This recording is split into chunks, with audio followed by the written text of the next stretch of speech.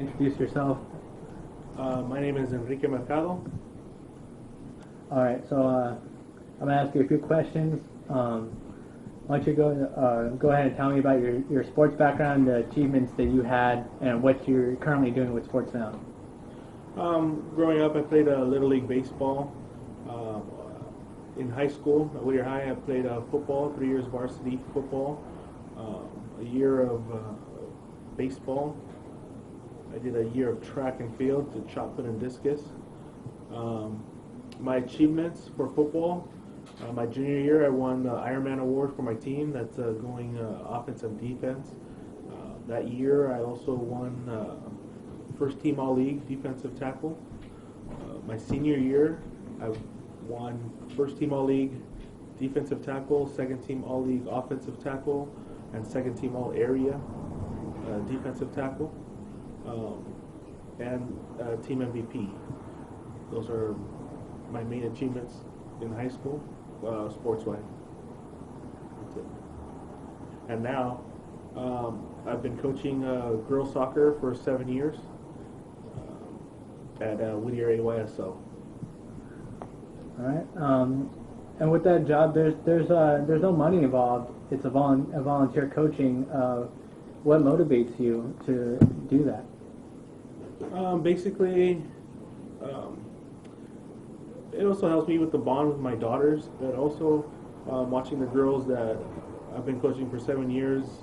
That's 17s, 12 to 10, 15 girls a team, and I get to see that some kids come from broken homes or just different situations that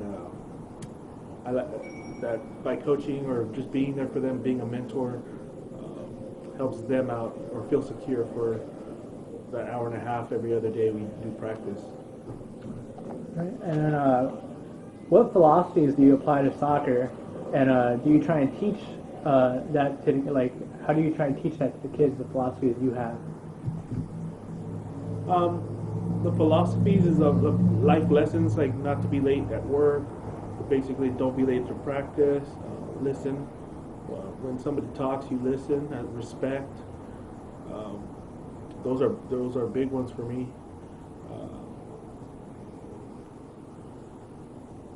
Also, just everything you can teach a lot of life lessons just in soccer or any kind of sport. Okay.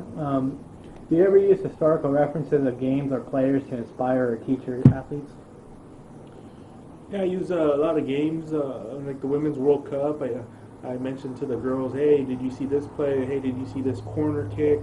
What did they try to do?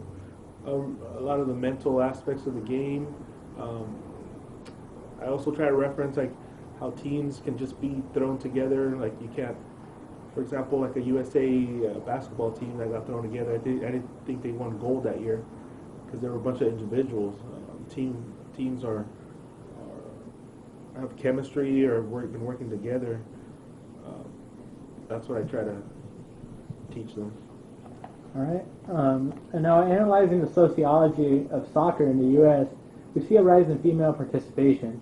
Based on your knowledge from working with a girls' team, what is your opinion of where female soccer is heading, and what do you believe your role as a coach is to these girls?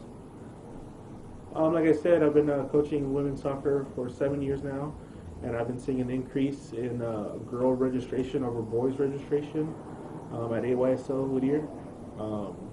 I see the sport rising. Look at the last World Cup. I mean, everybody was all into it. Bars were full of people. Everybody was talking about it. The atmosphere, the excitement, the women's team winning gold. That just grew that sport even more. Like even right now. And what do you think your role is in teaching these girls and keep the rise going?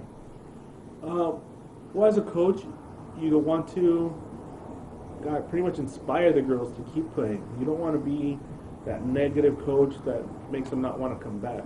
You want to help them grow, teach them. They're always wanting to be learning. Basically, have them if they have a bad season with you, they might not want to return and play soccer again. So me as it's very important that I give the girls a really good experience. Okay. When it comes to motor behavior, what is your approach to teaching the necessary skills to your players, and how do you evaluate them to ensure that they have learned the skills you're teaching? Um, all right. Well, I run a little before my drill. I explain to them. I do my own personal walkthrough. Then we do a walkthrough, and we progress to jogging, and then we progress to full speed. And after the drill, I usually do a scrimmage between the girls, and I tell them, or I'm looking for what we did as a drill in our scrimmage. I want to see girls do a certain move that we practice, and I sit back and observe during that scrimmage, see what girls caught onto it and what girls didn't. That way I know who to work with more. Okay. And let's talk about mental training. Do you see a value in mental training for these young athletes at their age? Or, and if so, what methods do you use? Mental training, yeah, I see a big value. I coach 12 and 13-year-old girls, and a lot of the game is mental. You got to get them pumped up, ready for the game. You can't let them think that the opponent's going to beat you. I do intimidation tactics, like just to start off the game. I like to do the Ray Lewis, how many dogs in the house, get them pumped up. Right then and there, I can already see. I want to set the intimidation factor on the other team, that we're prepared, we're yelling, and we're ready for the game.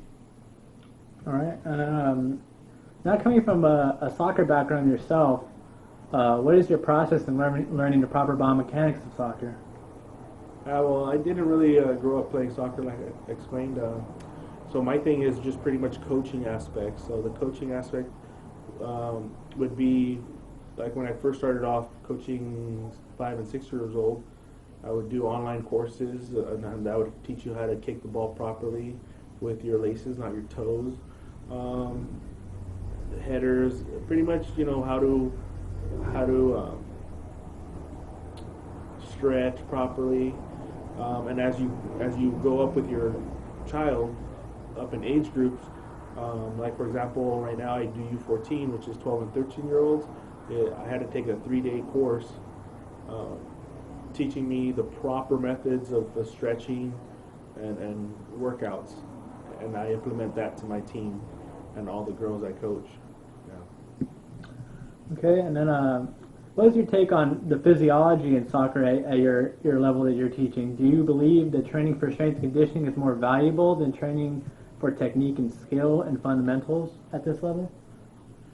At this level, at the 12 and 13-year-olds, I'm still getting girls that are just beginning. I get girls that have been playing for 6 years to girls that are just starting off. So, in my opinion, right now, it's pretty much fundamentals, working with fundamentals. I think they can work with conditioning and strength more in the future when they get to the high school age. But right now, for me, I try to teach the girls as much as I can with just fundamentals, dribbling, passing, stuff like that.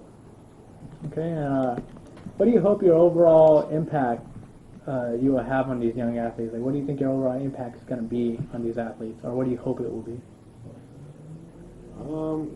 My overall impact. Well, I try to be